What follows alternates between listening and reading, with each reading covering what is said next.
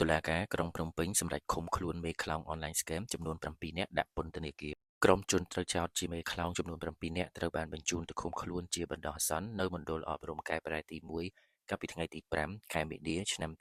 2026ក្រោមបទល្មើសឆបោកមានស្ថានទម្ងន់ទោសដែលប្រព្រឹត្តទៅនៅអគារ Star City អគារលេខ2ជាន់ទី9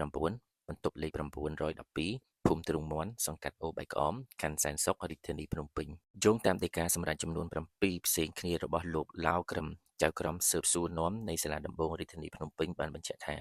ការសម្រេចឃុំខ្លួននេះធ្វើឡើងបន្ទាប់ពីបានពិនិត្យយ៉ាងល្អិតល្អន់ទៅលើសំណុំរឿងដែលកសាងដោយសមត្ថកិច្ចនៃស្នងការដ្ឋាននគរបាលរាជធានីភ្នំពេញជនត្រូវចោទទី1មានឈ្មោះស៊ីពីងភេទប្រុសជនជាតិចិនទី2មានឈ្មោះចិនឡាងភេទប្រុសជនជាតិចិនទី3មានឈ្មោះសៃចៅភេទប្រុសជនជាតិចិនទី4មានឈ្មោះថាណានលៀងភេទប្រុសជនជាតិចិនទី5មានឈ្មោះថាហ្វានលៃភេទប្រុសជនជាតិចិនទី6មានឈ្មោះថាគីរ៉ាន់គូម៉ា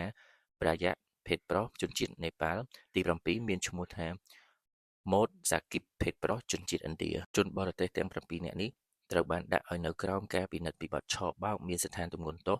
ជាក្រុមមានការចាត់តាំងដែលចែកឲ្យផ្ដន្ទាទោសតាមមាត្រា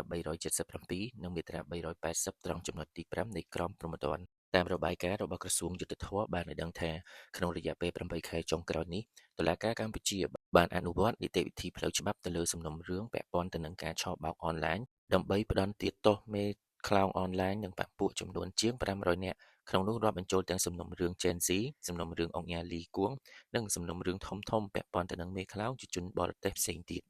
សមត្ថកិច្ចបានបន្តសហការជាមួយបណ្ដាប្រទេសដៃគូដើម្បីស្រាវជ្រាវធ្វើកសលវិច័យលើវត្ថុតាងនិងស៊ើបអង្កេតប្រព័ន្ធហិរញ្ញវត្ថុរបស់ក្រុមឧក្រិដ្ឋជនដើម្បីឈានទៅវែកមុខក្រុមអង្គការចាត់តាំងដែលបានយកកម្ពុជាធ្វើជាទីតាំងឆបោកទៅក្រៅប្រទេសសូមបញ្ជាក់ផងដែរថាសម្ដេចមហាបវរធិបតីហ៊ុនម៉ាណែតនាយករដ្ឋមន្ត្រីនៃប្រទេសកម្ពុជាបានបញ្ជាក់នាពេលកន្លងមកនេះយ៉ាងច្បាស់ថាកម្ពុជាមិនមែនជាកន្លែងសម្រាប់ឧក្រិដ្ឋជនបច្ចេកវិទ្យាប្រើប្រាស់ក្នុងការប្រព្រឹត្តការឆបោកឬបទល្មើសឆ្លងដែននោះឡើយរាល់បុគ្គលឬអង្គភាពទាំងឡាយណាដែលនៅពីក្រោយសកម្មភាពឆបោកទាំងនោះនឹងត្រូវប្រឈមមុខទៅនឹងទោសទណ្ឌខ្ពស់បំផុតដោយគ្មានការយោគយល់ឬការអន្តរាគមន៍ណាមួយកើតឡើយវិធានការដែលបាននឹងកំពុងអនុវត្តទាំងនេះនឹងអាចឲ្យកម្ពុជាឈានទៅលុបបំបាត់ការឆបោកតាមប្រព័ន្ធបច្ចេកវិទ្យានាពេលខាងមុខ